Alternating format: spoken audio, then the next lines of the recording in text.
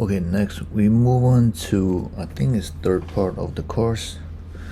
The first one is introduction, the second one is resources and access, and the third one, the current one, the next one is virtual machines and networks in the cloud. Okay.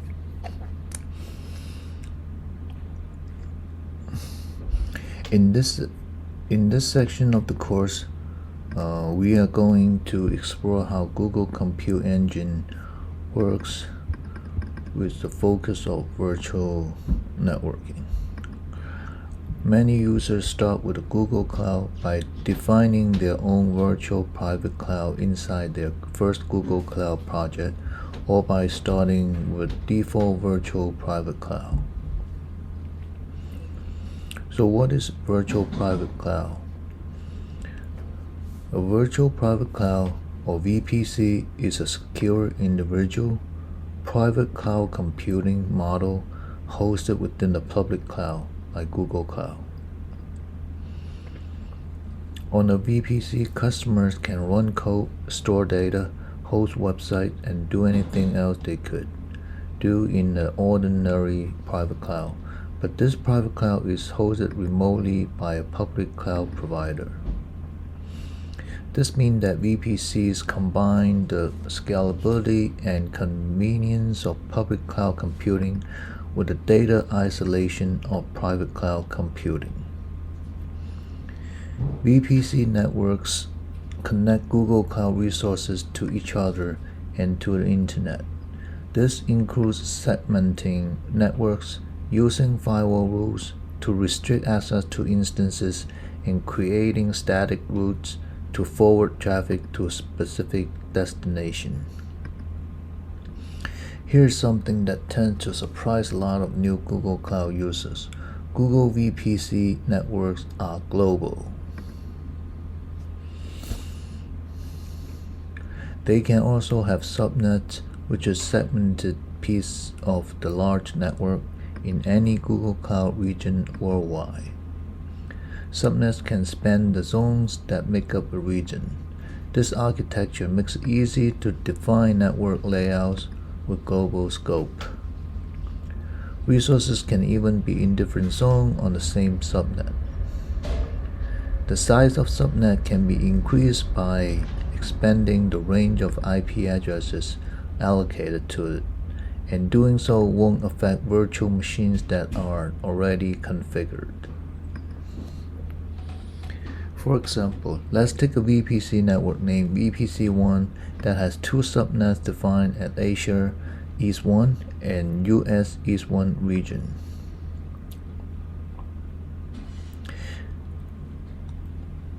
If the VPC has three compute engine VM attached to it, it means that they are neighbors on the same subnet even though they are in a different zone.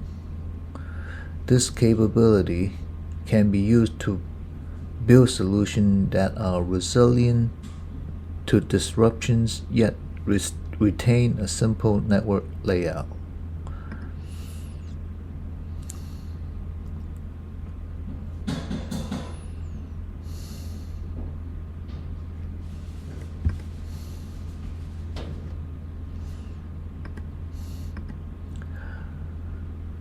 Earlier in the course, we explored infrastructure as a service, or IaaS. Now let's explore Google Cloud's IaaS solution, Compute Engine. With Compute Engine, users can create and run virtual machines on Google infrastructure. There are no upfront investment, and thousands of virtual VPU can run on a system that is designed to be fast and to offer consistent performance. Each virtual machine contains the power and functionality of a full-fledged operating system.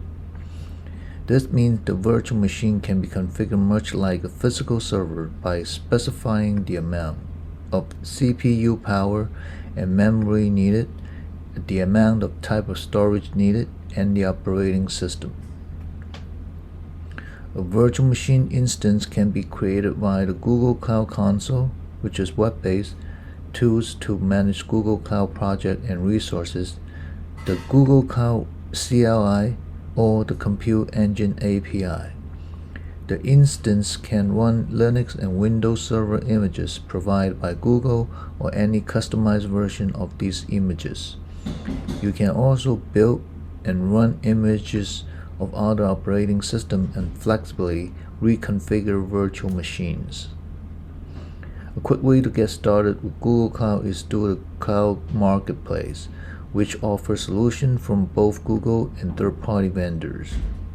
With these solutions, there is no need to manually configure the software, virtual machine instances, storage, or network settings, although many of them can be modified before launch if they are required. Most software packages in Cloud Marketplace are available at no additional charge beyond the normal usage fee for Google Cloud resources. Some old marketplace images charge usage fees, particularly those published by third parties with commercially licensed software, but they all show estimate of their monthly charge before they are launched. At this point, you might be wondering about Compute Engine's pricing and billing structure. For the use of virtual machines, Compute Engine bills by the second with a minute minimum, and sustained use discounts start to apply automatically to virtual machine the longer they run. Wait, let me read it again. Kind of confusing.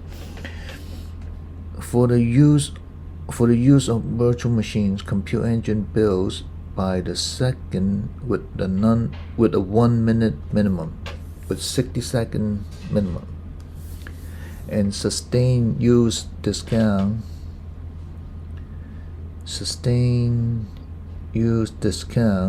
start to apply automatically to virtual machine the longer they run. Okay. So for each VM that runs for more than 25% of a month, Compute Engine automatically applies discount for every additional minute. Compute Engine also offers committed use discount.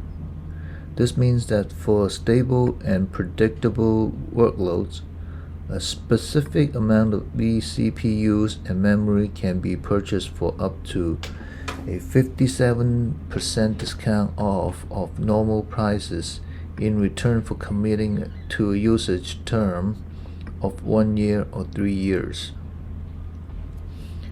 And then there are preemptible and spot VMs.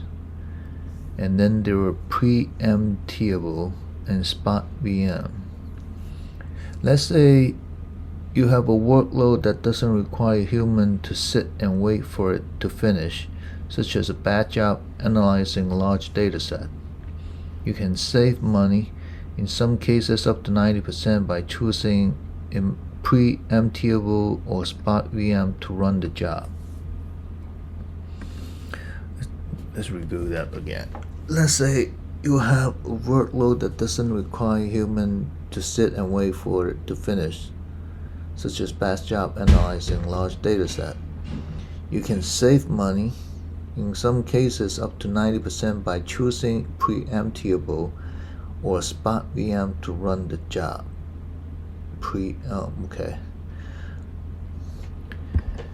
A preemptible or spot VM is different from ordinary Compute Engine VM in only one respect. Compute Engine has permission to terminate the job if its resources are needed elsewhere. Let me read it again. A preemptible or spot VM is different from an ordinary Compute Engine VM in only one respect. Compute Engine has permission to terminate the job if its resources are needed elsewhere. Okay. Although savings are possible with preemptible or spot VM, you need to ensure that your job can be stopped or restarted. and restart it. Okay. Spot VM differ from preemptible VM by offering more features. For example, preemptible VM can only run for up to 24 hours at a time, but spot VM do not have a maximum runtime. However, the pricing is currently the same for both. Preemptible VM can only run for up to 24 hours at a time. Spot VM do not have a maximum runtime. However, the pricing is currently the same for both. In terms of storage, Compute Engine doesn't require a particular option or machine type to get high throughput during processing and persistent disk. In terms of storage, Compute Engine doesn't require a particular option or machine type to get high throughput between processing and persistent disk. That's the default, and it comes to you at no extra cost. And finally, you only pay for what you need with custom machine types. Compute Engine lets you choose the machine property of your instances, like the number of virtual CPU and the amount of memory, by using a set of predefined machine types or by creating your own custom machine type.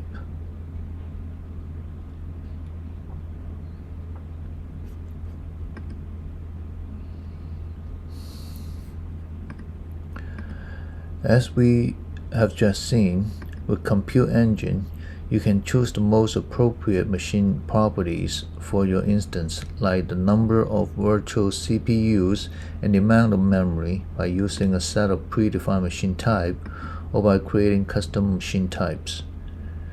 To do this, Compute Engine has a feature called auto scaling, where VMs can be added or subtracted from an application based on work metrics. The other part of making that work is balancing the incoming traffic among the VMs.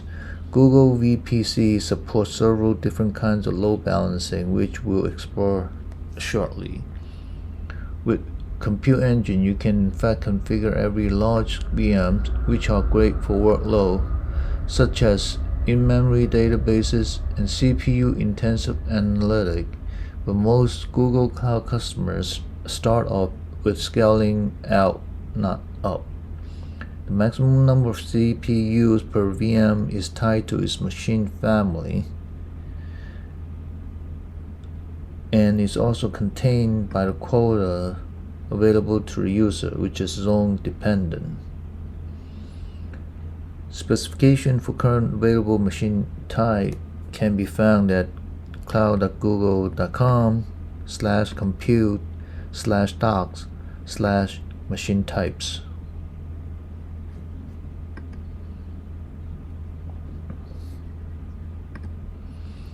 Now let's explore some of the most important virtual machine cloud compatibility feature. Much like physical network, VPCs have routing tables. VPC routing tables are built in so you don't have to provision or manage a router. They are used to forward traffic from one instance to another within the same network, across subnetworks, or even between Google Cloud Zone without requiring an external IP address. Another thing you don't have to provision or manage for Google Cloud is a firewall. VPC provides global distributed firewall, which can be controlled to restrict access to instances through both incoming and outgoing traffic. Firewall rules can be defined through network tags or Compute Engine instances, which is really convenient.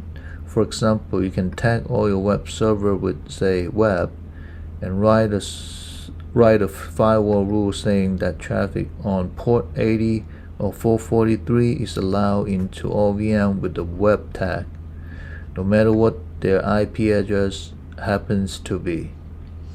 You remember that VPC belongs to Google Cloud projects, but what if your company has several Google Cloud projects and the VPC need to talk to each other? With VPC peering, a relationship between two VPC can be established to exchange traffic. Alternatively,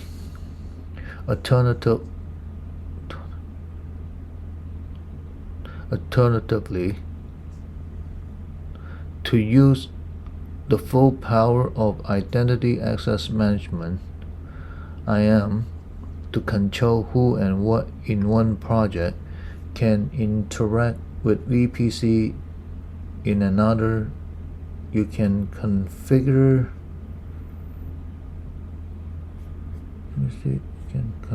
you can configure what's going on here? Let's stop. Alternatively, to use the full power of identity access management to control who and what in one project can interact with a VPC and another, you can configure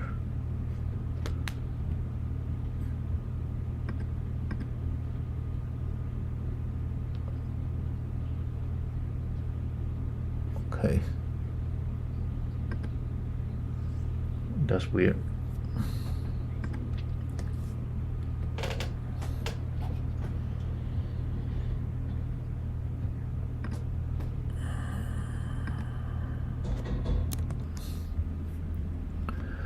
Previously, we explored how virtual machine can auto-scale to respond to changing load. But how do your customer get to your application when it might be provided by 4 VMs one moment and by 40 VMs at another? That's done through cloud load balancing. The job of a load balancer is to distribute user traffic across multiple instances of an application. By spreading the load balancing reduces the risk that application experience performance issues. Cloud load balancing is a fully distributed, software-defined managed service for all your traffic. And because your workload balancers don't run in VMs that you have to manage, you don't have to worry about scaling or managing them. You can put cloud load balancing in front of all of your traffic, HTTP or HTTPS, other TCP and SSL traffic, and UDP traffic too. Cloud load balancing provides cross-region load balancing, including automatic multi-region failover, which generally move traffic in fraction if backend become unhealthy. Cloud load balancing react quickly to changes in user traffic, network, and backend health, and other related conditions. And what if you anticipated a huge spike in demand? Say your online game is already a hit. Do you need to file the support ticket to warn Google if the incoming load? No, not so-called pre-warning is required. Google Cloud offers a range of load balancing solutions that can be classified based on the OSI model layer they operate at and their specific functionalities. Application load balancers operate at the application layer and are designed to handle HTTP and HTTPS traffic, making them ideal for web applications and services that require advanced features like content-based routing and SSL TSL termination. Application load balancers operate at reverse proxies, distributing incoming traffic across multiple backend instances based on rules you define. They are highly flexible and can be configured for both internet-facing and internal application. Network load balancer operates at the transport layer and efficiently handles TCP, UDP, and other IP protocols. They can be further classified into two types. Proxy network load balancers also function as reverse proxies, terminating client connections and establishing new ones to back-end services. They offer advanced traffic management capabilities and support backends located both on premises and in various cloud environments. Unlike proxy network load balancer, pass-through network load balancer do not modify or terminate connections. Instead, they direct forward traffic to the backend while preserving the original source IP address. This type of well suited for application that requires direct server return or need to handle a wide range of IP protocols.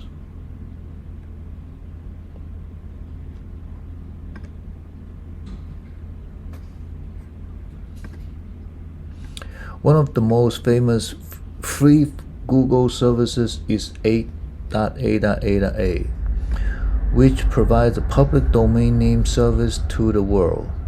DNS is what translates internet host name into addresses, and as you might imagine, Google has a highly developed DNS infrastructure. It makes 8.8.8.a available so that everyone can take advantages of it.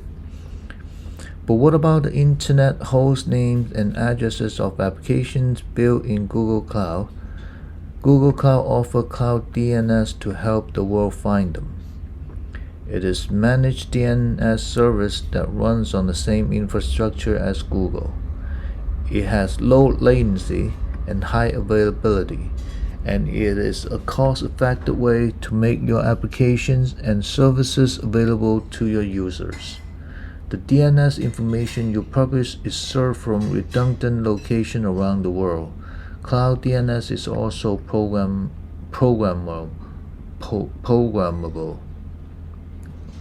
You can publish and manage millions of DNS zones and records using the Cloud Console, the command line interface, or the API.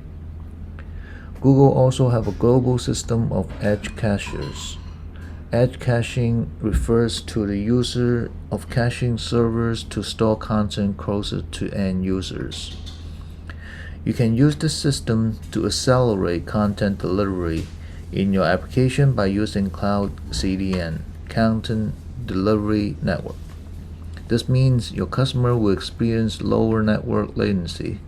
The origin of your content will experience reduced load, and you can even save money. After an application load balancer is set up, Cloud CDN can be enabled with a single checkbox. There are many other CDNs available out there, of course.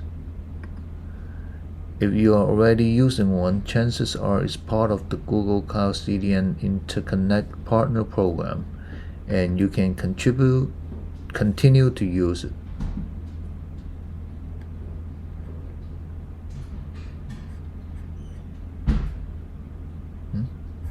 Okay.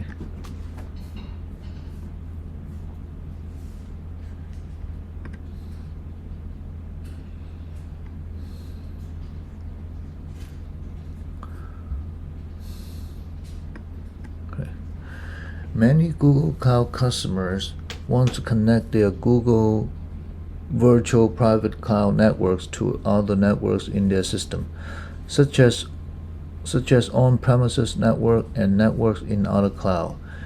There are several effective ways to accomplish this. One option is to start with virtual private network connection over the internet and use Cloud VPN to create a tunnel connection. To make a connection dynamic, a Google Cloud feature called Cloud Router can be used.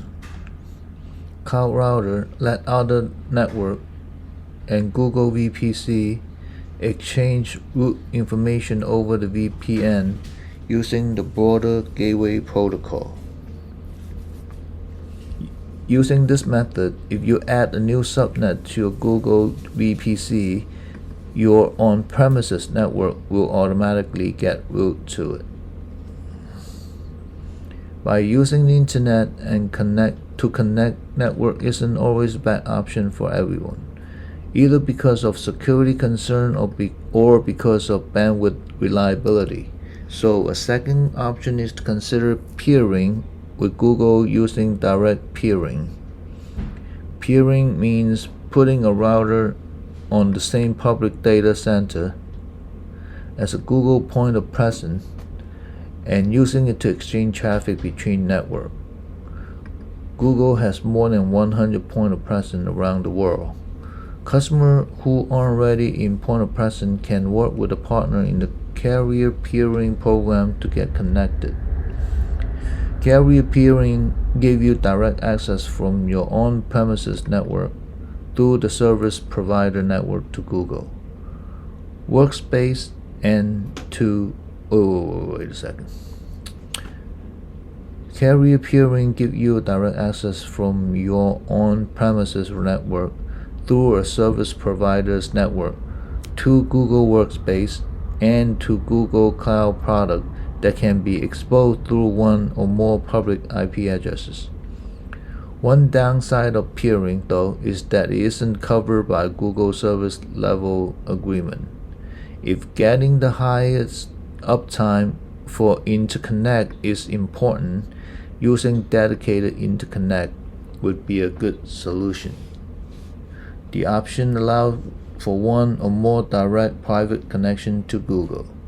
If these connections have technologies that meet Google's specification, they can be covered by a SLA of service of up to 99%. Up to 90.99%. Also, these connections can be backed up by a VPN for even greater reliability. Another option we'll explore is Partner Interconnect, which provide connectivity between on-premises network and the VPN network through a supported service provider. A partner interconnect connection is useful if a data center is in a physical location that can reach a dedicated interconnect co-location facility, or if the data need don't warrant an entire 10 gigabyte per second connection. Depending on availability needs, Partner Interconnect can be configured to support mission-critical services or applications that can tolerate some downtime. As with dedicated interconnect, if these connections have topologies that meet Google's specification, they can be covered by SLA of up to 90.99%. But know that Google isn't responsible for any aspect of Partner Interconnect provided by the third-party service provider, nor any issue outside of the Google network. And the final option is Cross-Cloud Interconnect. Cross-Cloud Interconnect helps you establish high-bandwidth dedicated connectivity between Google Cloud and other cloud service providers. Google provisions a dedicated physical connection between the Google network and that of another cloud service provider. You can use this connection to peer your Google virtual private cloud network with your network that's hosted by a supported cloud service provider. Cross-Cloud Interconnect support your adoption of an integrated multi-cloud strategy. In addition to supporting various cloud service providers, the Cross-Cloud Interconnect offers reduced complexity, site-to-site data transfer, and encryption. Cross-cloud interconnect connection are available in two sizes: 10 GB per second or 100 GB per second.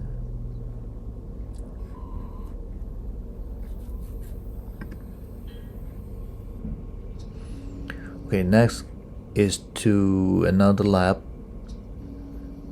for Google Compute Engine and VPC networking.